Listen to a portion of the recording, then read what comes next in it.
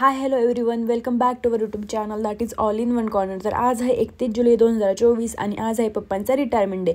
तर पप्पा आज सेवानिवृत्त होत आहे. तर आज सेलिब्रेशन कसे होणार आहे त्यासाठी व्लॉग कंटिन्यू करा. तर 31 जुलैला सर्वात आधी पप्पांच्या शाळेमध्ये सेवानिवृत्तीचा कार्यक्रम ठेवलेला होता.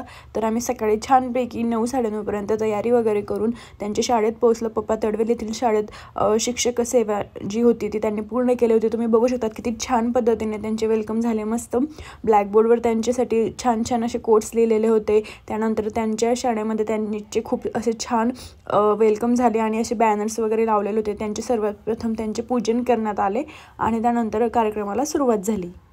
तर कार्यक्रमाला सुरुवात झालेली होती. 9:30 पावणे 10 झालेले होते. तर कार्यक्रम जेव्हा सुरू झाला तेव्हा छान 9वीच्या विद्यार्थ्यांनी छान स्वागतगीत सादर केले. स्वागतगीत सादर केल्यानंतर छान तिथं दीपप्रज्वलन झाले. शारदा मातेचे सुद्धा पूजन झाले. पूजन झाल्यानंतर त्यांनी जे संचालक वगैरे होते त्यांनी पप्पांचे शाल व श्रीफळ देऊन स्वागत केले, सत्कार केला. पुष्पगुच्छ दिले. त्यानंतर एक भेटवस्तूसुद्धा त्यांनी दिली. भेटवस्तू दिल्यानंतर आईंचासुद्धा सत्कार करण्यात आला. एक मॅडमने त्यांचासुद्धा सत्कार केला. अशा प्रकारे दोघांचा छान सर्व शिक्षकांनी, प्राचार्य, संचालक, अध्यक्ष वगैरे जे होते त्यांनी त्यांना बुके वगैरे देऊन, भेटवस्तू देऊन त्यांचा छान सत्कार केला. खूप प्राऊड मोमेंट होते तिथं. पप्पा आणि आईंचा सत्कार होत होतात. सर्व शिक्षकांचा स्टाफ तिथं अवेलेबल होतात. आणि मग त्यानंतर जे मुख्याध्यापक आहे, अध्यक्ष आहे, त्यांनी त्यांचे मनोगत व्यक्त केले. आम्हीसुद्धा आमचे मनोगत व्यक्त केले. केतन आणि मी दोघांनी पप्पांविषयीचे जे मनोगत आहे ते तिथं व्यक्त केलं. सर्वांनी आपले मनोगत व्यक्त केले आणि त्यानंतर पप्पांनी सुद्धा लास्टला त्यांचं मनोगत व्यक्त केलं. शाळा सोडताना त्यांचे मन गहिवरून आले होते. शेवटचा दिवस होता त्यांनी त्यांच्या लाईफचे 23 वर्ष या शाळेला दिलेली होती आणि आज त्यांचा सेवानिवृत्तीचा दिवस होता. तर मनोगत व्यक्त झाल्यानंतर सर्वांनी पप्पांना पुष्पगुच्छ किंवा गुलाबाचं फूल देऊन त्यांचा म्हणजे सत्कार केला, त्यांचे हार्दिक अभिनंदन केले. अशा प्रकारे कार्यक्रम संपलेला होता. त्यानंतर जेवणाचा कार्यक्रमसुद्धा होता तिथं. तर मग तिथं फोटो वगैरे काढले आणि जेवणाचा कार्यक्रम झाल्यानंतर आम्ही निघालो घरी. तर कार्यक्रम संपल्यानंतर आम्ही घरी आलो. घरी आल्यानंतर त्यांचं छान गेटवर स्वागत करण्यात आलं. 5 बायकांनी त्यांचं औक्षण वगैरे केलं.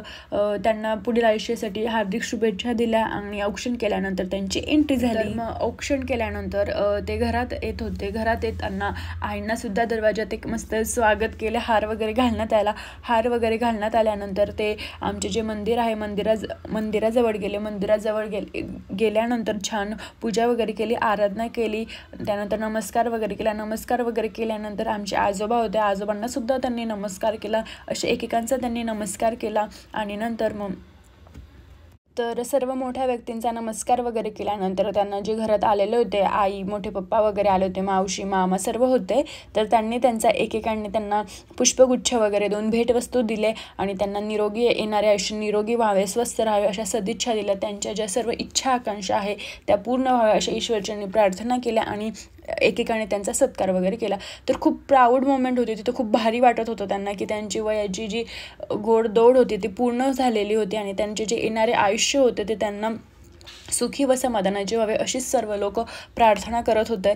तर अशा प्रकारे त्यांचा एकेकाने सत्कार केला आणि अशा प्रकारे आमचा जो सकाळचा कार्यक्रम होता तो संपला. आणि मग संध्याकाळी होतं त्यांचा केक कटिंग वगैरे. तर वेळेअभावी आम्ही छोटंसंच सेलिब्रेशन केलं. तर छान असं आम्ही तिथं सजवलं. त्यांनी ते वयाचे 23 वर्ष पूर्ण केलेले होते त्यामुळे आम्ही 23 वगैरे असं काढून त्यानंतर केक कटिंगला सुरुवात झाली. मग पप्पांनी केक कट केला.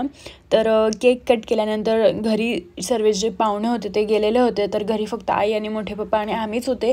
तर एकेकाने त्यांना केक खाऊ घातला आणि केक खाऊ घातल्यानंतर असा आमचा जो 31 जुलै 2024चा सेवापूर्तीचा कार्यक्रम होता तो समाप्त झाला. तर फ्रेंड्स, हा व्लॉग मी इथं सेंड करत आहे. आतापर्यंत तुम्ही जर चॅनलला सबस्क्राईब वगैरे केलेलं नसेल तर प्लीज लाईक, शेअर अँड सबस्क्राईबसुद्धा करा.